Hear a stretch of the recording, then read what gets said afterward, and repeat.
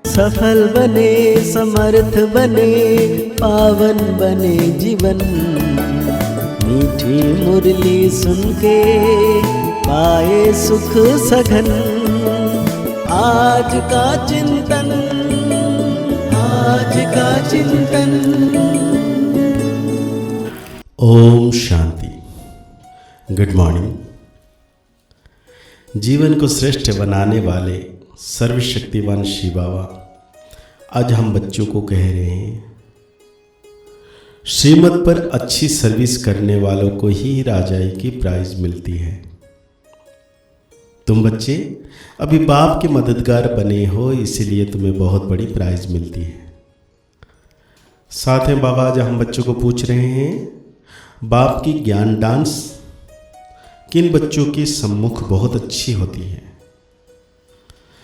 बाबा कहते हैं, जो ज्ञान के शौकीन हैं, जिन्हें योग का नशा है, उनके सामने बाप की ज्ञान डांस बहुत अच्छी होती है।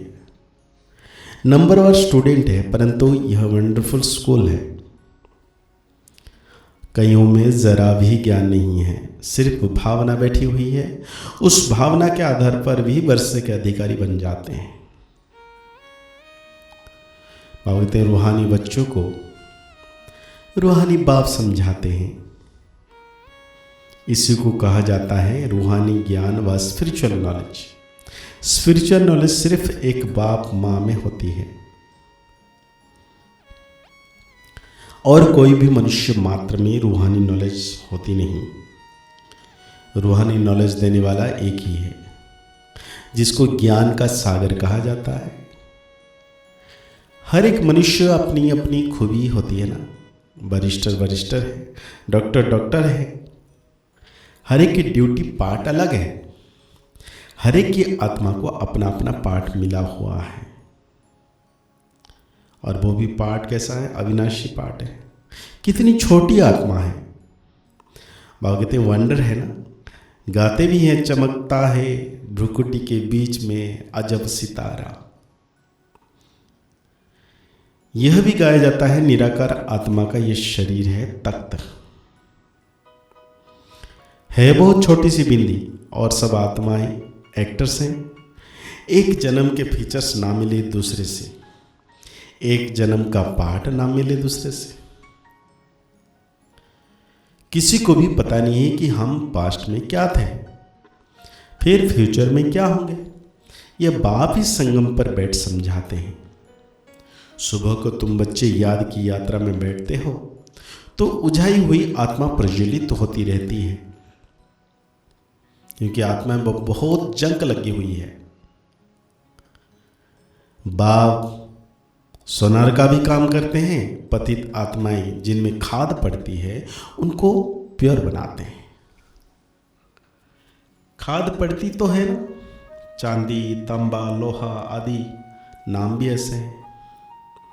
गोल्डन एज, सिल्वर एज, सतो प्रधान, सतो रजो तमो, यह बातें और कोई भी मनुष्य गुरु नहीं समझाएंगे।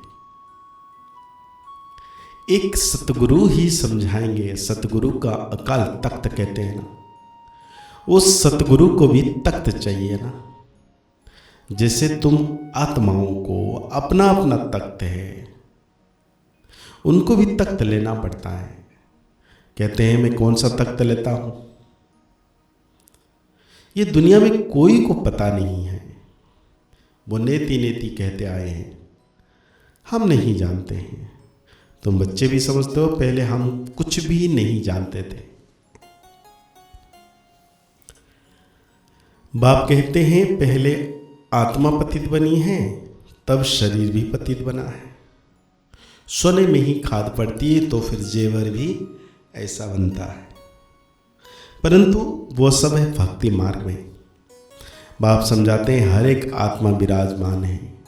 कहा भी जाता है जीवात्मा, जीव परमात्मा नहीं कहा जाता, महान आत्मा कहा जाता है, महान परमात्मा नहीं कहा जाता।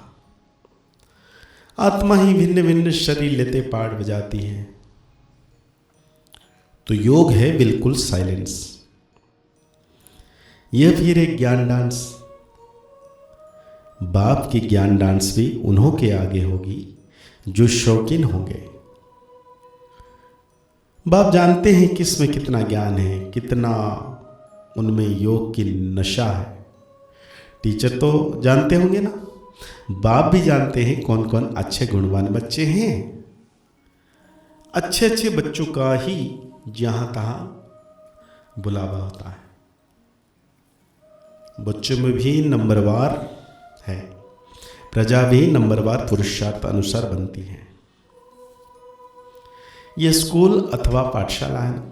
पाठशाला में हमेशा नंबरवार बैठते,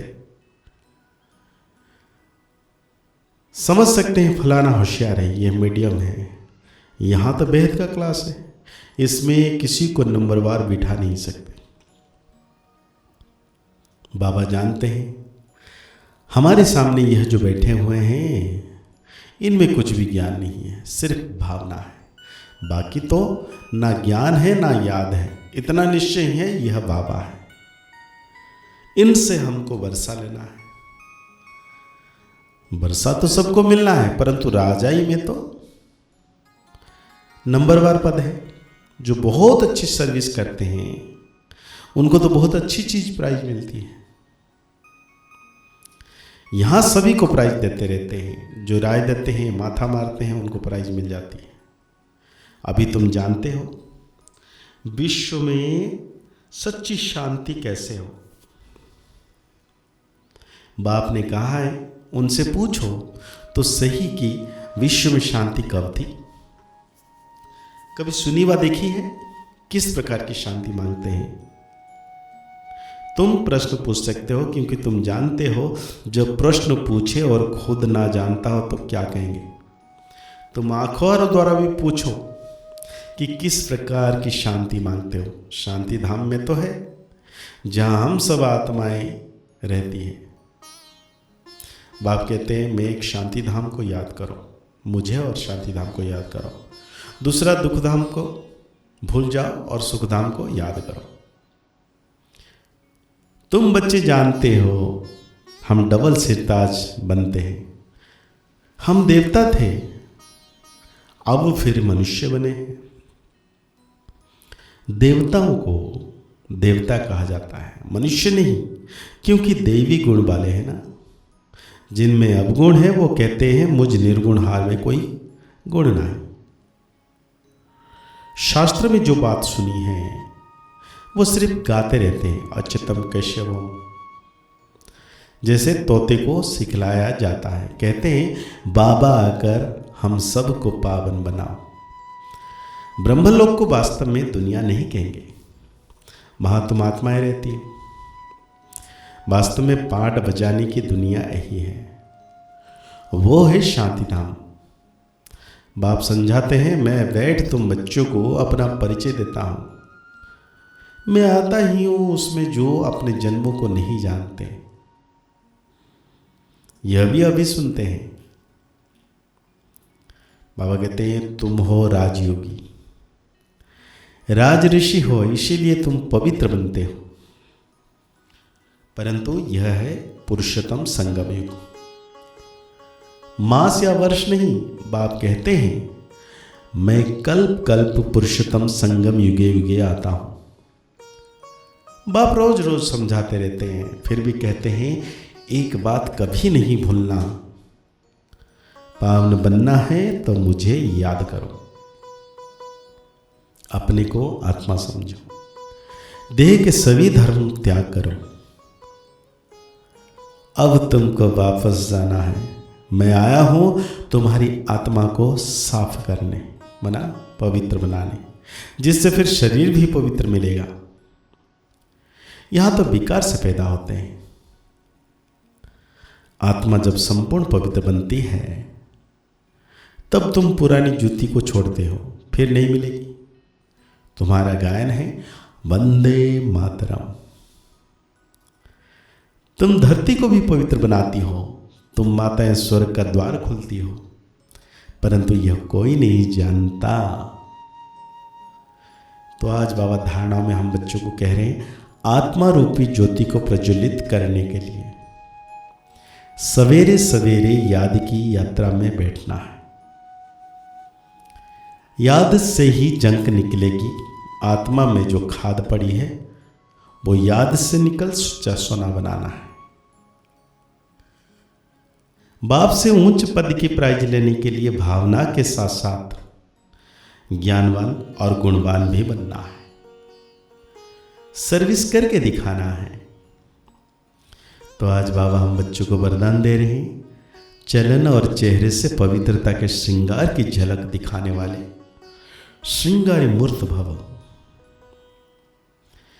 पवित्रता ब्राह्मण जीवन का श्रृंगार है। हर समय पवित्रता के श्रृंगार की अनुभूति चेहरे व चलन से औरों का हो। दृष्टि में, मुख में, हाथों में, पांव में सदा पवित्रता का श्रृंगार प्रत्यक्ष में हो। हर एक वर्णन करे कि इनके फीचर्स से पवित्रता दिखाई देती है। नयनों में पवित्रता की झलक है, मुख पर पवित्रता की मुस्कुराहट है, और कोई बात उन्हें नजर ना आए। इसी को ही कहते हैं पवित्रता के श्रृंगार से श्रृंगारी हुई मूर्त। तो आज बाबा हम बच्चों को स्लोगन दे रहे हैं, व्यर्थ संबंध संपर्क से भी अकाउंट को खाली कर देता है, इसलिए व्यर्थ को समाप्त करो। व्यर्थ संबंध संपर्क भी अकाउंट को खाली कर देता है। जमा क्या हुआ सब खत्म, इसलिए व्यर्थ नहीं करना है। तो आज के मुरली के अनुसार हमें वरदान लेना है, मैं पवित्रता के श्रृंगारी मूर्त आत्मा हूं। मुरली को और गहरी रीति से चिंतन करते हुए निरंतर मीठे बाबा की याद में रहना है कि बाबा सदा मेरे साथ है। मुस्कुराते रहिए, आगे बढ़ते रहिए, पुरुषार्थ करते रहिए, खुश रहें, स्वस्थ रहें, मस्त रहें। ओम शांति, ओम शांति, ओम शांति।